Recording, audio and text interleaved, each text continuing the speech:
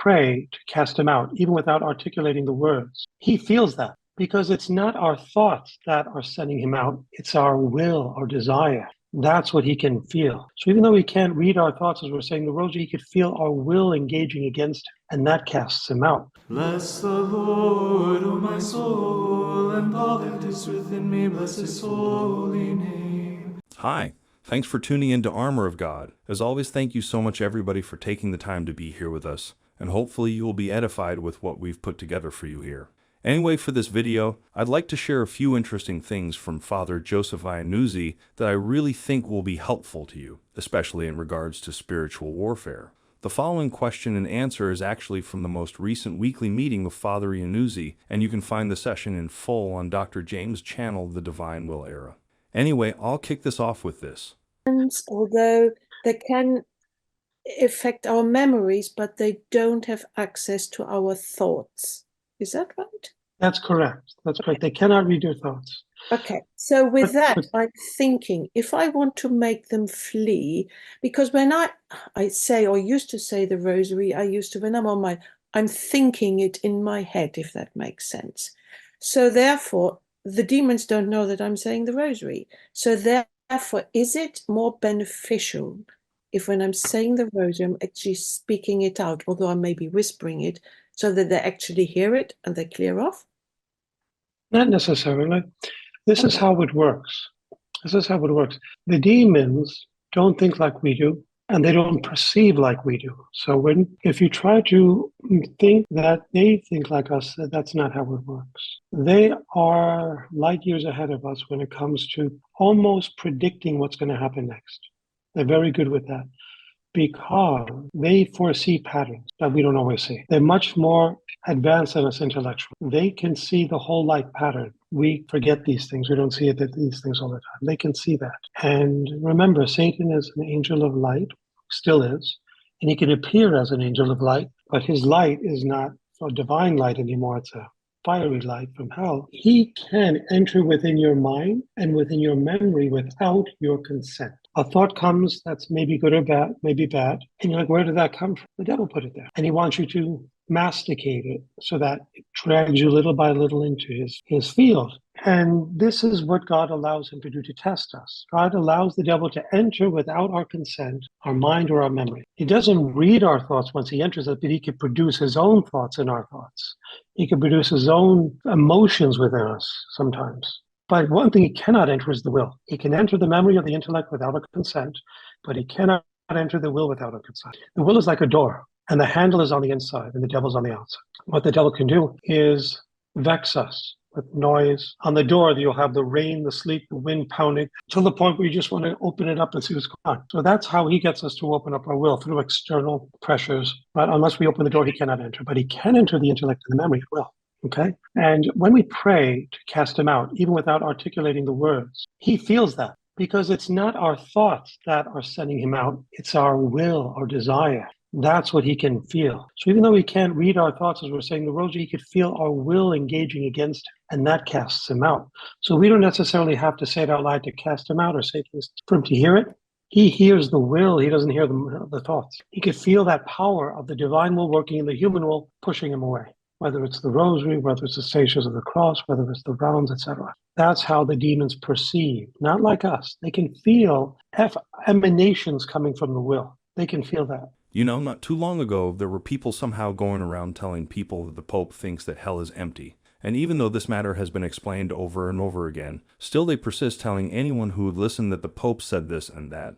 And so in light of that, I think the question asked here will be helpful, even if Father Iannuzzi is not exactly addressing about the Pope here. And I have a question. How does one best convince a priest, for example, who's otherwise theologically sound, that there are souls in hell? It concerns me sometimes when someone like that would teach that there's no souls in hell. How can you best convince them? Well, God doesn't expect us to convince anyone of anything, number one. Number two, there is no church teaching that there is a soul in hell. I just want to be clear on this because I want to cover both sides. There's no doctrinal teaching in the church that anyone's in hell. I'm not saying they're not. I'm just telling you what the church teaches, okay? Now, you may say there's ample evidence in the Bible or in the approved prophetic literature of St. Faustina, who was taken there and saw souls that she knew on earth that were there, or at Fatima, where Our Lady opened up the earth and showed the three shepherd children's souls in hell, or Padre Pio, who was told by a penitent that he doesn't believe there's a hell, to which he replied, "You will when you're there." So you have all the circumstantial support saying there are people in it, but the church has not formally taught that. Okay. Right. Now, having said that, you have in the Bible Judas Iscariot. Jesus said, "Better for him never to have been born." That's almost like a confirmation he's lost, right? But if a priest says something that there are no souls in hell, first of all, that's his opinion because the church doesn't teach there are or aren't. So for him to say, as a matter of fact, there aren't, that's just his opinion. It's another thing to say it not like that, but I hope there are none in hell. That's different. So it all depends on how he's saying it, you see. So what does this mean? Sometimes love's follies, as St. Paul calls it, go to the point of, I don't want to say irrationality, but such great hope that we believe nothing is impossible with God. If he says it that way as an emphatic prayer, then that's fine. But if you're saying as a matter of fact, then that's his opinion, and you can't prove it. Anyway, there's another one from Father Iannuzzi that I'd like to share here with all of you regarding one of the most recent exorcism sessions in which the demons telling him that they cannot leave, which left Father Iannuzzi puzzled at first. Now, this is something I want to share with you. This past week, I did an exorcism, and the demons wouldn't leave. And they kept saying, "We can't leave." And this perplexed me. I said, why can't they leave? And they meant it. It wasn't like they were tricking me. They really can't leave. And the reason is because God's not allowing them. Sometimes this is the case with exorcisms. Just like Padre Pio was not responsible for the demons attacking him. But God permitted it so that through his sufferings he would save souls. Sometimes this happens with people too that are infested with demons. Not all demons come to people due to their own fault. Most of the time they do. But there are a few cases, rare cases, where due to no fault of their own, God allows the demons to harass them to increase their sanctity and save souls. And that was the case with this person I was exorcising this past week.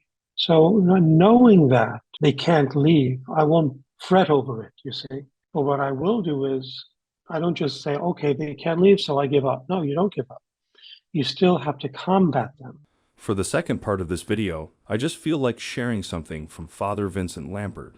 It has been a while since the last time I shared anything from Father Lampert, so I thought I'd share what he said here about one of the most famous cases of possession. As we know, in regards to the case of Anneliese Michel, we know she died after receiving something like 67 exorcisms. And then the priests who performed the exorcisms, as well as her parents, were found guilty of negligent homicide and were sentenced to 6 months in jail, which later was reduced to 3 years of probation as well as a fine. Anyway, it's quite interesting to hear Father Lampert's take on the case. I know I shared multiple views from different exorcists before, such as Father Ripperger, who said that Anneliese Michel was a victim soul. In any case, let's hear what Father Lampert has to say about it. There was some discrepancy whether or not she was actually possessed, or if the priest was too quick to come to that conclusion. I don't believe there's any such thing as an emergency exorcism. I will say, I get about 3,500 people a year who reach out to me for help. They come from all over the states, other parts of the world. Most of the people who contact me have already self-diagnosed. They believe that they're dealing with extraordinary demonic activity, even possession itself. But I can't just take their word for it. I have to follow some very strict protocols again that the church has put into place. And again, if one is dealing with the demonic, they should just be happy that somebody is taking them seriously and it wants to help them. Sometimes people get frustrated and they say, well, I don't care about the process. This is what I want you to do. But again, they don't get to decide how the church will act. The church herself kind of sets forth that particular procedure, if you will. And I think in that case of Anneliese Michel, those priests acted too hastily, because there were some even other priests involved in that case who did not believe that it was demonic possession, but that it was a mental health issue. So it's just really important for, again, relying on the mental health expert, the medical doctor, maybe even some other priest to come in and just to look at the situation from different angles, and then to give the person the true help that they need. Because, by the time somebody contacts me, the one thing that I think we can all agree upon is that they are suffering. They're definitely suffering. But again, is that suffering due to spiritual, mental, or physical causes? And then once that is determined, that's the true help that the person should receive. Unfortunately, if I tell somebody that I've come to the conclusion that it's not demonic, we live in an age where you can find anyone who will validate what you believe. Because again, I think if the priest is following those very strict protocols of the church and has reached moral certitude in believing that, yes, beyond a doubt, this person is dealing with the demonic, and then when the rite itself begins, there's a prayer directed to God who's asked to protect and watch over the person who's possessed and everyone else involved in the exorcism. And every exorcism that is prayed over a person will provide some benefit to them, even at that moment when that session comes to an end, that the demon is not completely cast out. So every exorcism, if it is true possession, will provide some benefit. You look at the case again of Anneliese Michel, the 70 plus exorcisms that she received, if it was truly demonic, it would have been leading her to a better space in life and not to the point of where she died. So that would just tell me that there's a lot of red flags in that case, and perhaps it wasn't handled in the best possible way. And just before we get to the end of this video, I'd just like to take this opportunity to explain something especially to those who are new here. You might realize that even though our videos are talking a lot about demons, exorcisms, and spiritual warfare, you might realize that I am using a lot of visuals that are not related to the subjects discussed, such as the short clips of funny animals or of places around the world, nature, and so many more.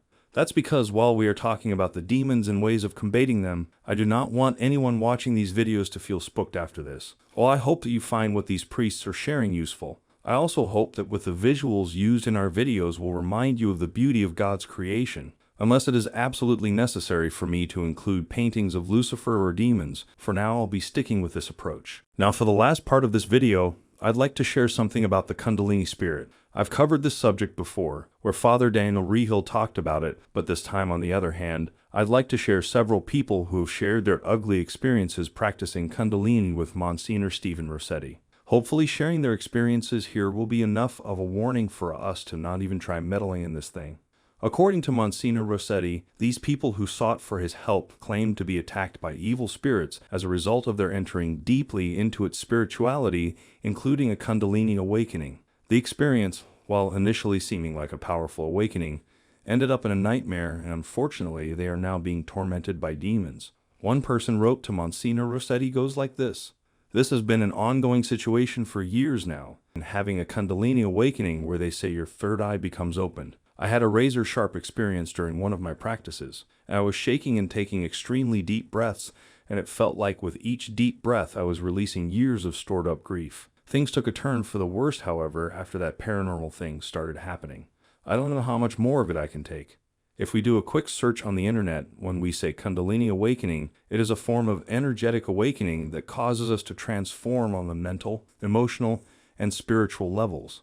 Kundalini itself means she who is coiled, which basically is referring to primordial life force energy contained at the base of the spine that is often depicted as a snake.